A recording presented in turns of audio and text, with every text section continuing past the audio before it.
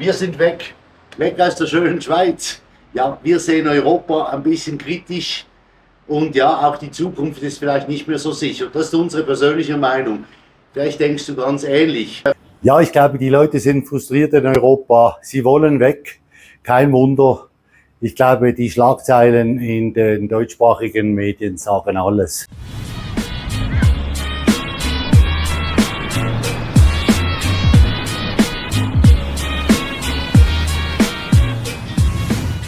So Roger, jetzt wollen wir mal wissen, wer du überhaupt bist.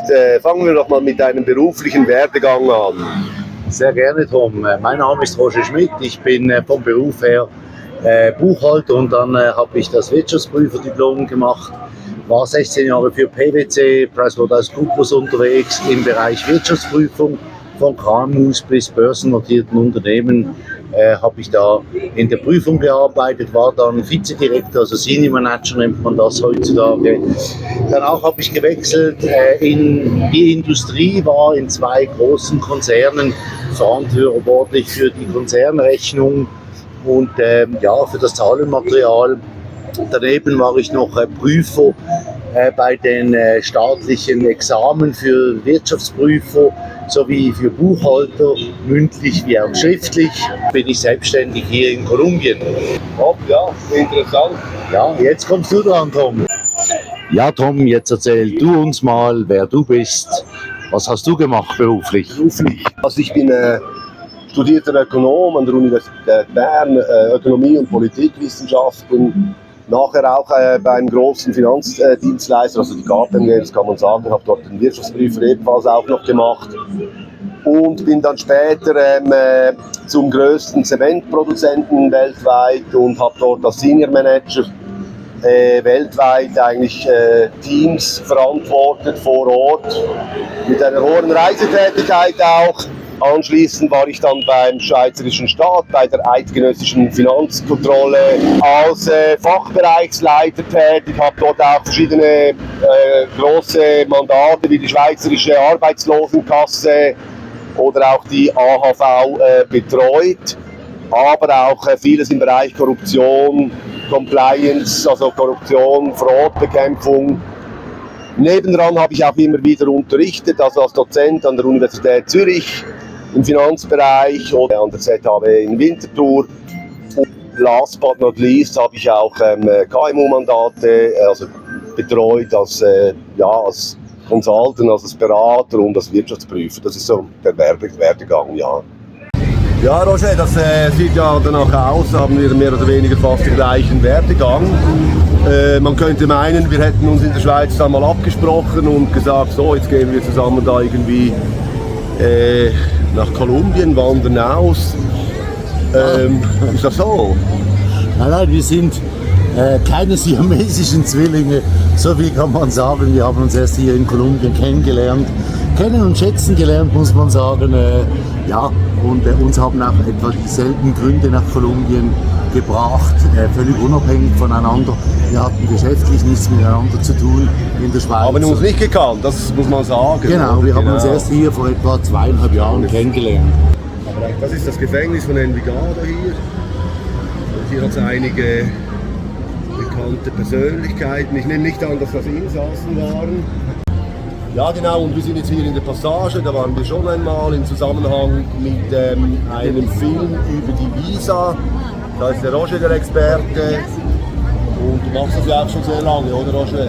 Ja, seit 8 Jahren betreue ich hier Ausländer, die sich in Kolumbien niederlassen wollen. Ja, wir sind immer noch in dieser Passage hier in Envigado und nehmen hier jetzt einen Kaffee und vielleicht interessiert es ja auch noch, wer wir sonst sind, was wir sonst machen. Nehmen wir doch einen Kaffee hier. Der Roger hat sich das hier schon bequem gemacht und einen Kaffee bestellt. So Roger, jetzt warst du hier Manager-Typ und das ist ein bisschen eigenartig, oder? Ja, natürlich. Also warum wir beide nach Kolumbien gegangen sind, ich glaube, darauf kommen wir gleich dann zu sprechen. Für uns ist es auch wichtig, dass du uns zuerst ein bisschen kennst, deshalb ein bisschen ein längeres Intro als sonst. Über das Berufliche haben wir bereits gesprochen, jetzt etwas Privates. Wie gesagt, ich bin 52 Jahre alt, ich bin geschieden, ich habe mich dann entschlossen, so Anfang Mitte 40 für die Auswanderung nach Kolumbien. Für mich war das ein bisschen ein Zeitpunkt, wo ich über mein Leben nachgedacht habe. Nach einer erfolglosen Ehe habe ich gedacht, wie im Fußballspiel gibt es nach 45 Minuten mal eine Pause und da überlegt man sich mal, was will man im Leben, was ist wirklich wichtig im Leben, ist es die Karriere, ist es das Geld, sind es zwischenmenschliche Beziehungen, Freundschaft, Interessen, Hobbys, was genau macht das Leben aus? Es war eine Zeit, wo ich mir sehr, sehr viele Gedanken gemacht habe.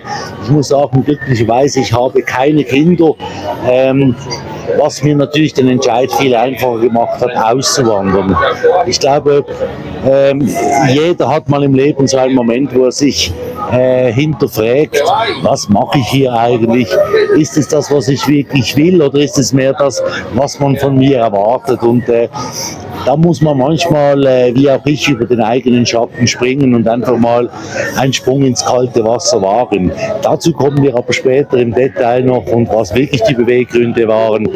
Bleibt dran. Ja, Tom, ich spiele ja lieber Schach, du bist eher bewegungsfreudig. Erzähl mal ein bisschen von dir, von deinem Privatleben. Ja, ich mache gerne Sport, bewege mich gerne, reise viel, bin viel herumgekommen auch. Und ich denke, bin sehr interessiert auch in sehr vielen Belangen, sei das politisch, ökonomisch, kulturell, was auch immer. Es hat mich jetzt nach Kolumbien gebracht. Ich bin hier in Kolumbien. Ich kann dann auch gerne mal erzählen, warum. Da ist sicher auch zu einem Bruch gekommen. Da gibt es Gründe. Nichtsdestotrotz bereue ich das auf keinen Fall. Und warum ich hier bin, werdet ihr dann schon noch erfahren. Ja, deshalb bleibt unbedingt dran, wenn ihr noch mehr über Tom erfahren wollt. Es wird interessant.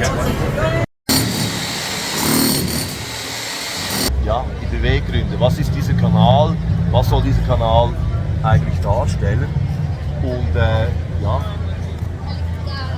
Ja, ich glaube, es geht sehr vielen in Europa so oder in der westlichen Welt, dass sie vielleicht nicht immer ganz einverstanden mehr sind, was politisch abgeht, gesellschaftlich abgeht. Eben, man darf nichts mehr sagen, so nehme ich es wahr, oder meine Wahrnehmung.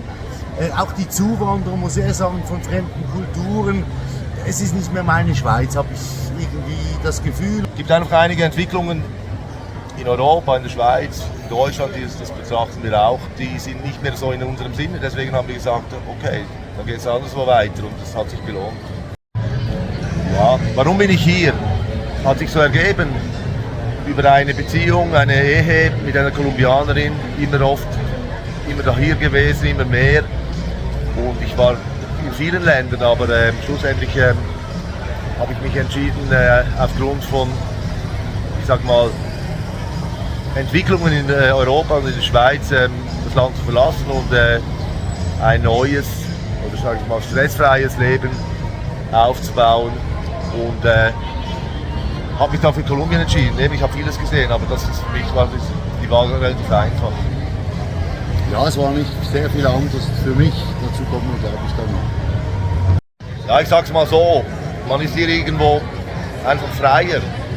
Und ich habe es auch schon mal so ausgedrückt, vor allem diese politischen Zwänge und die gesellschaftlichen Zwänge, die mich wirklich gestresst haben in Europa, die habe ich hier nicht mehr. Und ich bin da ziemlich weit weg von all diesen Diskussionen von Krieg, von Mittelstand, der nicht mehr weiter existieren kann, von Burnouts, und das ist eigentlich mein Hauptgrund. Und dann ist ja gut. Ja, eben genau. Und eigentlich ist es einfach, oder? Und ich bereue es in keiner Art und Weise. Eben, wie schon bereits gesagt, ich bin teilweise auch noch in der Schweiz. Ja, und was ich noch sagen will, manchmal bei mir war es die Scheidung, habe ich schon erwähnt, manchmal ein tragisches Ereignis führt am Schluss zu etwas Positivem. Ich wäre wahrscheinlich nie ausgewandert, wenn ich keine Scheidung gehabt hätte. Und somit, das war eigentlich mein bester Entscheid, auszuwandern. Ich bin hier so glücklich, wie ich es zuvor nie war. Ja, Rötschi, sag es doch auch mal noch, was soll dieser Kanal eigentlich? Ja, also eigentlich gibt es zwei Kanäle. Werde ich einen Kanal von meiner Firma Autarki aufschalten, dort berate ich Ausländer mit dem Wie funktioniert das mit Visa, Steuern und so weiter, Firmengründungen.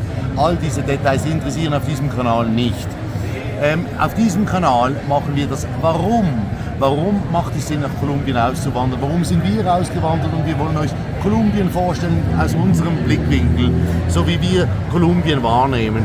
Hier ist das Warum und es gibt tolle Reportagen, Interviews etc. Auf meinem anderen Kanal, für die, die wirklich interessiert sind, gibt es reine Fakten. Das ist eher, ja, wie in der Schule. Ich erkläre euch dort, was es alles braucht etc. Ja, wenn das jemand will, dann, wie gesagt, geht zu Rötschi. Wie kann man dich einfach kontaktieren? Ja, ganz einfach. Geht auf meine Webseite, das ist die Telefonnummer und dann seid ihr direkt mit mir verbunden. Also da ist nicht irgendein Büro, das abnimmt, das Spanisch spricht oder so. Ihr könnt mich gleich direkt kontaktieren über meine WhatsApp-Nummer. Kostet auch nichts, die erste Beratung. Also, es ist kein Werbefilm hier, versteht das nicht falsch. Aber wir müssen hier Klarheit schaffen, wofür ist dieser Kanal gedacht. Und ich will hier nichts verkaufen, gar nichts, jeder ist frei, es gibt auch andere Anbieter. Aber wir würden gerne ein bisschen das Leben hier zeigen und ich würde auch noch gerne ein bisschen über die Beweggründe informieren. Ja, Roger, mich oder vielleicht auch unsere Zuschauer würde interessieren, was hat dich bewogen, hierher zu kommen? Ja, Tom, wie du habe auch ich eine Karriere hinter mir in der Schweiz. Und ich habe da sehr viel gesehen, was ich ja jetzt irgendwie, wie soll ich das sagen, wie man mit den Menschen umgeht, mit Mitarbeitern umgeht, wie man sie entlässt. Gerade auch im Alter ist das immer ein größeres Risiko, wenn man mit 50 vielleicht die Stelle verliert, wieder etwas Neues zu finden. Ich habe sehr viel gesehen und ich muss sagen, ja, es hat mich nicht unbedingt nur begeistert. Ich hätte in der Schweiz locker weiter Karriere machen können, das wäre gar kein Problem gewesen, aber es kommt auf die eigenen Werte darauf an, will man das. Ich habe auch sehr viel gearbeitet, teilweise 15 Stunden und ja, mein Privatleben wurde immer weniger und da bin ich in mich gegangen und gesagt, was will ich nochmals im Leben und habe gefunden, ein Neustart oder eine Veränderung würde gut tun. Und ich habe Lateinamerika auch schon gekannt im Vorfeld und bin viel gereist. Und Lateinamerika hat mich immer fasziniert. Und vor allem, ich sage jetzt mal, das Leben hier, es pulsiert. Das Zwischenmenschliche ist hier vorhanden. Noch mehr als in den 80er oder 90er Jahren, auch in Europa. Ja, genau. Und das erste Mal war ich 2001 während dem Studium ein Jahr in Lateinamerika. Ich denke, Lateinamerika insgesamt gefällt mir sehr gut. Ich war auch oft in Asien und ebenfalls hat sich dann auch ergeben über die Ehe, die ich habe, und war oft hier und habe dann einige Jahre dann auch hier im Zentrum gelebt. Ja, ich arbeite nach wie vor teilweise in der Schweiz und es ist natürlich optimal, wenn jemand sein Geld in Euro, Dollar oder Schweizfranken verdienen kann, ist das umso besser, das ist völlig klar. Der Wechselkurs hat sich auch diesbezüglich sehr positiv entwickelt. Und ja, das hat sich so ergeben, nämlich aber Kolumbien war mir mit Abstand am nächsten und ich bereue diesen Entscheid überhaupt nicht, weil ich habe eigentlich das, was ich bemängelt habe in der Schweiz, das ist unter anderem eben die wirtschaftliche Entwicklung insbesondere, die ich von Ihnen sehe oder gesehen habe. Und da werde ich auch gerne noch ein bisschen darüber berichten und das ist auch eine der Motivationen meinerseits für diesen Kanal, das ein bisschen gegenüberzustellen. Es gibt noch nicht die heile Welt, definitiv nicht. Also wir werden auch das zeigen. Es gibt nach wie vor Kriminalität und es gibt auch die Drogenproduktion, aber es ist auch nicht mehr so, wie es mal war. Auch das werden wir zeigen. Es ist nicht mehr Pablo Escobar. Und mir geht es einfach darum, zu zeigen, es gibt Alternativen und das macht Spaß. Und ja, that's it. Ja, Tom, sag uns doch noch etwas zum Sozialen aus der Schweiz im Vergleich jetzt zu Kolumbien. Das waren ja, glaube ich, auch einige Beweggründe. Ja, definitiv. Also ich muss ganz ehrlich sagen, ich in der Schweiz oder in Europa, oder wo ich immer war, also nein, eben nicht, wo ich immer war. Also asiatische Länder vielleicht auch ein bisschen so eher diskret, zurückhaltend. Und hier ist es halt schon einfach noch sehr offen und man geht auf die Leute zu, beziehungsweise umgekehrt. Und ich habe hier ein viel größeres Umfeld an Freunden und Bekanntschaften, als dass ich das in der Schweiz habe. Und in der Schweiz, ja doch, teilweise ist man da fast einsam. Und das ist meines Erachtens eine Entwicklung, die in Europa abgeht, die ja vielleicht in die falsche Richtung geht.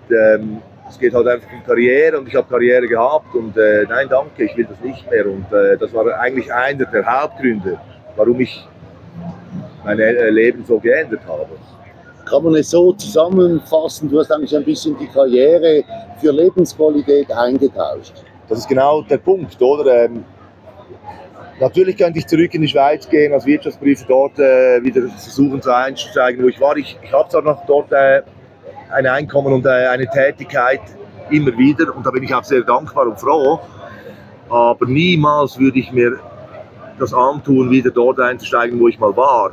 Auch wenn das Geld dann vielleicht fließen würde, da mache ich es wirklich anders. Und ja, das war der primäre Hauptentscheid, dann hier mich sesshaft zu machen, wo ich Freunde habe, wo ich Bekanntschaften habe und wo ich trotz allem auch eine gute Infrastruktur habe, wo alles vorhanden ist. Und das Ganze ist dann auch noch sehr günstig. Ja, wir wollen hier einfach ein bisschen unser Leben darstellen, wie wir leben hier in der Ferne. Und viele Ausländer von Europa oder auch von Nordamerika, die stellen sich die Frage, wie kann ich auswandern? Ich habe ja meinen Job, meine Diplome und so weiter.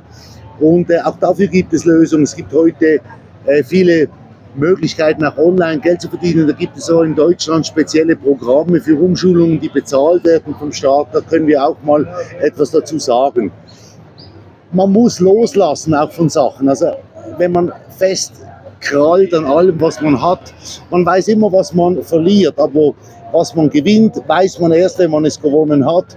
Und deshalb möchte ich euch auch ein bisschen ermutigen dazu, seid ein bisschen mutig, haftet nicht an. Und selbstverständlich, wenn ihr so einen Entscheid fällt, das eurem engsten Umfeld mitteilt, ja, da stößt ihr nicht nur auf Begeisterung, das war bei mir nicht anders. Also die Familie und dann gerade noch Kolumbien mit all den Stigmas.